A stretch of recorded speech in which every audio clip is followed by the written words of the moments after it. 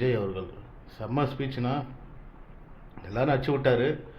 பாருங்கள், கிளியர் ஸ்பீச்னா அந்த மாதிரி ஸ்பீச்சு நீங்கள் தயவு செஞ்சு பாருங்களேன், பார்த்துட்டு நீங்களும் வாங்க. இவங்க ரெண்டு பேரும் அதாங்க நம்ம ஃபாசிசமும் நம்ம பாயாசமும். What bro, it's very wrong. இருந்த தருணம்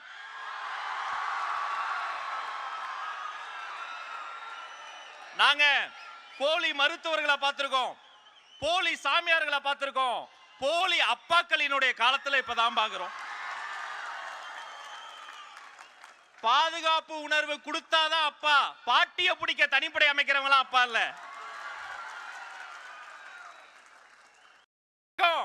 மதத்தால் பிரிக்கும் மதவாதிகள் இன்னொரு பக்கம், ஆண்டாண்டு காலமாக பரம்பரையாக இருக்கக்கூடிய ஊழல் பெருச்சாளிகள், அந்த இரண்டு அரசியல் அழுக்குகளையும் அடித்து துவைத்து வெளியே அனுப்ப போகிற, கெட் அவுட் சொல்ல போகிற தமிழக வெற்றி கழகத்தினுடைய தலைவர், தமிழ்த்தாயின் தலைச்சன் பிள்ளை இதோ வருகிறார்.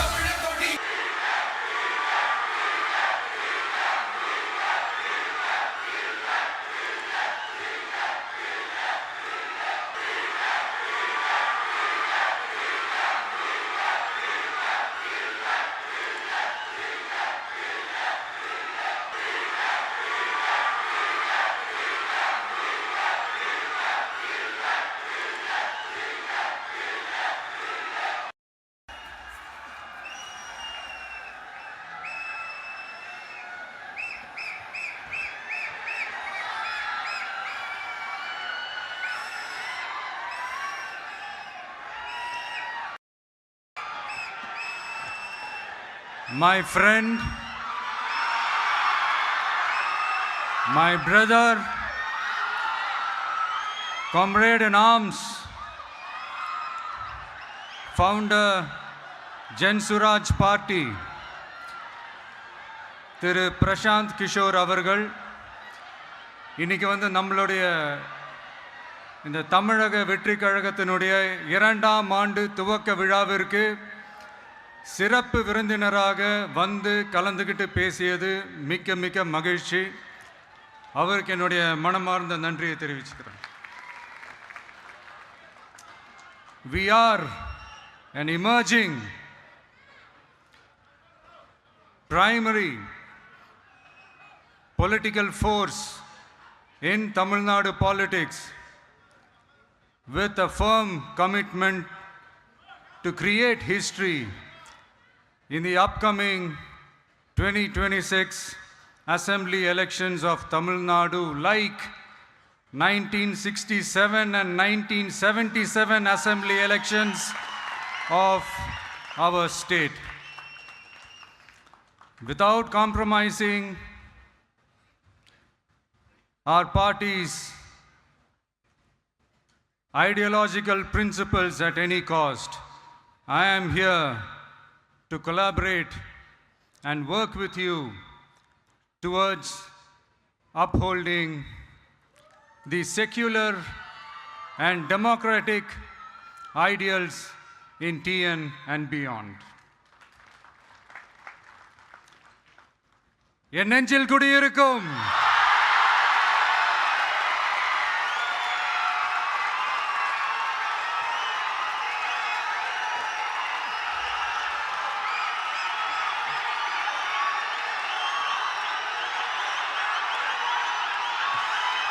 என்னுடைய தோழர்கள், தோழிகள் எல்லாருக்கும் என்னுடைய வணக்கம். வணக்கம் வணக்கம்.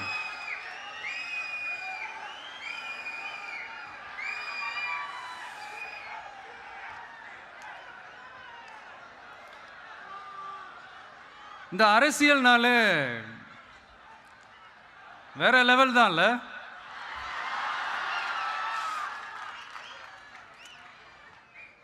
ஏன்னா இந்த அரசியலில் மட்டும்தான் வித்தியாசமான ஒன்று நம்ம பார்க்கலாம். யார் யாரை எப்போ எதிர்ப்பாங்கன்னே நமக்கு தெரியாது. யார் யாரை எப்போ ஆதரிப்பாங்கன்னே நமக்கு தெரியாது. அதை கணிக்கவே முடியாது. அதனால தான் இந்த அரசியலில் மட்டும் முன்னாடியெல்லாம் சொல்லி நம்ம கேள்விப்பட்டிருப்போம், நிரந்தர நண்பனும் நிரந்தர எதிரியும் இல்லைன்னு சொல்லுவாங்க. அரசியலுக்கு யார் வேணாலும் வரலாம், அது ஒரு ஜனநாயக உரிமைன்னு சொல்லுவாங்க. ஆனால் மக்களுக்கு ரொம்ப ரொம்ப பிடிச்சி போன ஒருத்தன் அரசியலுக்கு வரான்னா அதை கண்டிப்பாக நல்லவங்க எல்லாம் வரவேற்பாங்க. ஆனால் ஒரு சில இந்த அதிகார இல்லை அது வேணாம், ஒரு சில பேருக்கு மட்டும் கொஞ்சம் எரிச்சல் வரத்தானே செய்யும். அது இருக்கும் தானே. என்னடா இவன் திடீர்னு ஒருத்தன் என்ட்ரி கொடுத்துட்டானே, இது வரைக்கும் நாம சொன்ன பொய்யெல்லாம் நம்பிக்கிட்டு மக்கள் நமக்கு ஓட்டு போட்டுக்கிட்டு இருந்தாங்களே, ஆனா இப்ப இவன் சொல்றதெல்லாம் பார்த்தா மக்கள் மனசுக்கு ரொம்ப நெருக்கமா வேற இருக்குது. அதுவே நமக்கு ஒரு பெரிய நெருக்கடியாகவும் இருக்குது. இவனை என்ன பண்ணலாம், என்ன செய்யலாம், எப்படி இவனை இது பண்ணலாம், க்ளோஸ் பண்ணலாம்.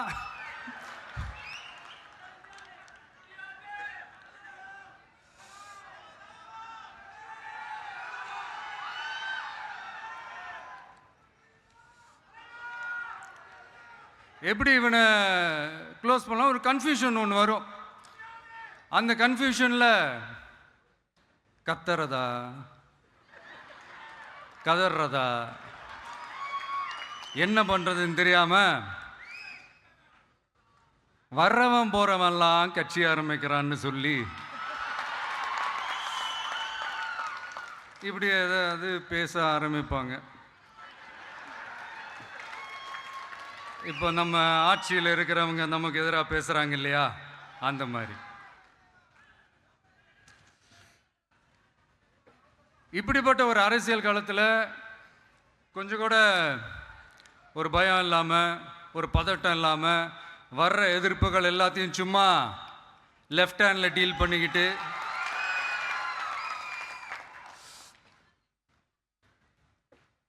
இதோ நம்மளுடைய தமிழக வெற்றி கழகம் முதலாவது ஆண்டை கடந்து இப்போ 2வது ஆண்டில் அடி எடுத்து வைக்கிறோம்.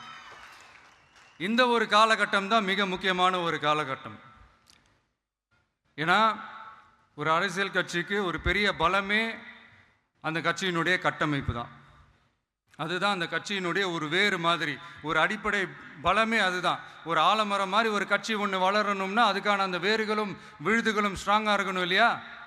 அப்படி தான் நம்மளுடைய இந்த அமைப்பை பலப்படுத்துகிற ஒரு வேலையை தான் இப்போ நம்ம செஞ்சுக்கிட்டு இருக்கிறோம். தமிழ்நாடு முழுக்க மாவட்ட நிர்வாகிகள் எல்லாரையும் தேர்ந்தெடுத்து அறிவிச்சிட்ருக்கிறோம்.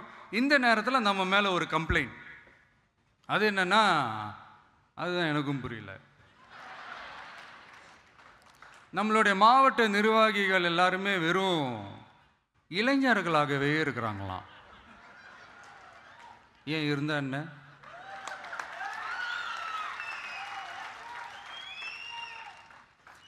அறிஞர் அண்ணா அவர்கள் கட்சி ஆரம்பிச்சப்பா அவர் பின்னாடி நின்னதும், புரட்சி தலைவர் எம்ஜிஆர் அவர்கள் கட்சி ஆரம்பிச்சப்பா அவர் பின்னாடி நின்னதும் வெறும் இளைஞர்கள் தான். அந்த இளைஞர்களால தான் 1967லையும் 1977லையும் அந்த 2 தேர்தலையுமே ஒரு மிகப்பெரிய ஒரு வெற்றி கிடைச்சது. வரலாறு, அதுதான் வரலாறு. இப்போ அதே மாதிரி நம்ம மேலே இன்னொரு கம்ப்ளைண்ட், அது என்னன்னா, நம்மளுடைய கட்சி நிர்வாகிகள் எல்லாருமே சாதாரண குடும்பத்திலிருந்து வந்தவங்களாம். அதே தான் இங்கேயும் கேட்குறேன், ஏன் வரக்கூடாதா?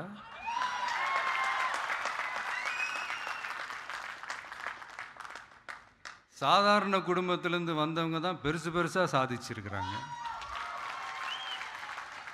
இன்னும் சொல்ல போனா நம்மளுடைய கட்சி எளிய மக்களுக்கான கட்சி தானே. அப்படி இருக்கும்போது நம்மளுடைய கட்சி நிர்வாகிகளும் எளிய குடும்பத்தை சேர்ந்தவங்களா தான் இருப்பாங்க. நம்மளுடைய கட்சி ஒன்றும் பண்ணையாறுகளுக்கான கட்சி கிடையாதுல்ல.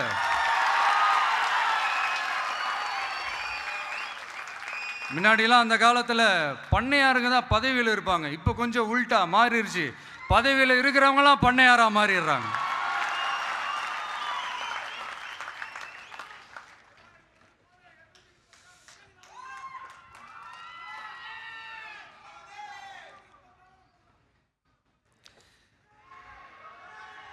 மக்களுடைய நலனை பற்றியோ நாட்டோட நலனை பற்றியோ வளர்ச்சிகளை பற்றியோ எதை பற்றியும் கவலைப்படாமல் பணம் பணம் பணம், எந்தெந்த வழிகளில் எந்தெந்த ரூட்லலாம். இப்படிப்பட்ட இந்த மைண்ட் செட் உள்ள இந்த பண்ணையார்களை அரசியலை விட்டே அகற்றுவது தான் நம்மளுடைய முதல் வேலை.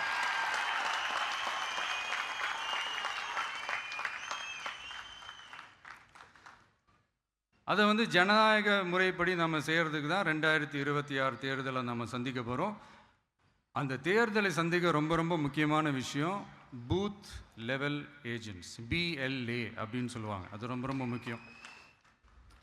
ஏன்னா நீங்கள் பார்த்தீங்கன்னா தமிழ்நாட்டில் அந்த பெரிய பெரிய கட்சிகளுக்கு தான் அந்த BLAலாம் ரொம்ப ஸ்ட்ராங்காக இருக்கும்னு சொல்லுவாங்க. ஒரு அப்ராக்சிமேட்டாக ஒரு 69,000 பூத்ஸ் இருக்குது. அது எல்லாத்துக்குமே பூத் ஏஜென்ட்ஸாக நம்மளுடைய கட்சி தோழர்களை தான் நியமிக்க போகிறோம். கூடிய சீக்கிரமே பூத் கமிட்டி மாநாடுன்னு ஒன்று நடத்த போகிறோம்.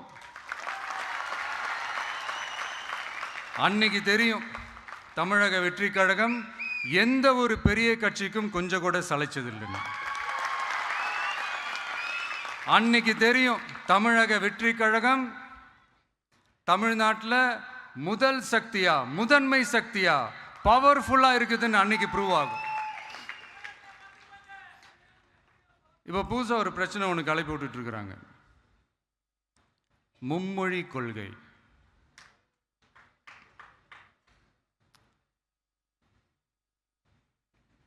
அதாவது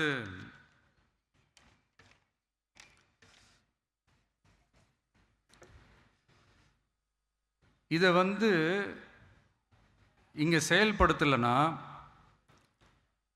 இந்த கல்விக்கான நிதியை வந்து நம்மளுடைய மாநில அரசுக்கு கொடுக்க மாட்டாங்களாம். இந்த LKG UKG பசங்க சண்டை போட்டுப்பாங்க தெரியுமா, அந்த மாதிரி. கொடுக்க வேண்டியது அவங்களோட கடமை, இங்கே இவங்க வாங்க வேண்டியது இவங்களுடைய உரிமை. ஆனால் இவங்க 2 பேரும் இங்கே எவ்வளோ சீரியஸாக ஒரு பிரச்சனை ஓடிக்கிட்டு இருக்கு. இவங்க 2 பேரும் அதாங்க நம்ம ஃபாசிசமும் நம்ம பாயாசமும், அதான் நம்ம அரசியல் இனிமையும் கொள்கை இனிமையும். 2 பேரும் என்ன பண்ணுறாங்கன்னா 2 பேரும் பேசி வச்சுக்கிட்டு இந்த செட்டிங்லாம் பண்ணி வச்சுக்கிட்டு மாற்றி மாற்றி சோஷியல் மீடியாவில் ஹேஷ்டாக் போட்டு விளையாட்டுருக்குறாங்க.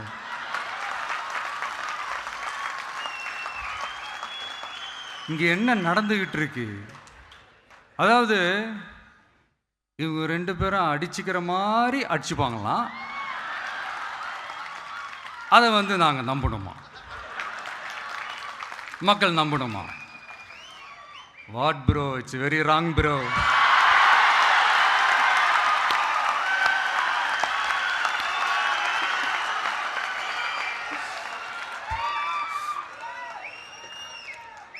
இதுக்கு நடுவில் நம்ம பசங்க உள்ள பூந்து அங்க ஒரு சம்பவம் ஒன்று பண்ணிட்டு டக்குன்னு வெளியே வந்துடுறது,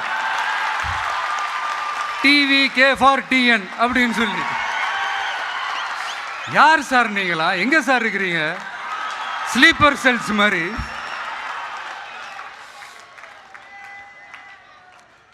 அதனால இதெல்லாம் மக்களுக்கு நாம சொல்லி புரிய வைக்க வேண்டிய அவசியமே கிடையாது. அவங்களுக்கே தெரியும் இதெல்லாம் எவ்வளோ பெரிய ஒரு ஏமாத்து வேலைன்னு. நம்ம ஊர் சுயமரியாதை ஊர், நாம் எல்லாரையும் மதிப்போம். ஆனால் சுயமரியாதையை மட்டும் யாருக்காகவும் எதுக்காகவும் விட்டு கொடுக்க மாட்டோம்.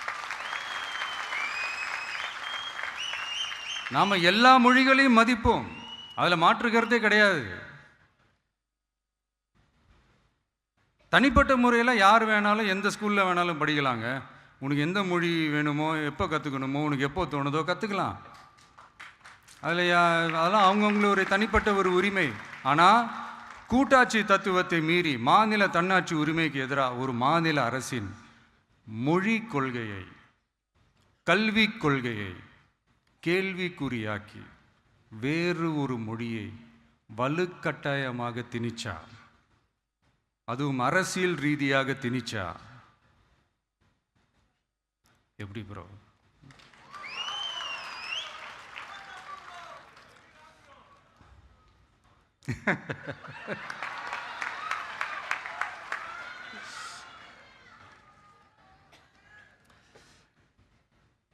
அதனால் நம்மளுடைய தமிழக வெற்றி கழகம் சார்பாக நாமளும் இந்த பொய் பிரச்சாரங்களை எல்லாம் புறம் தள்ளிவிட்டு இதை நாங்கள் உறுதியாக எதிர்ப்போம்.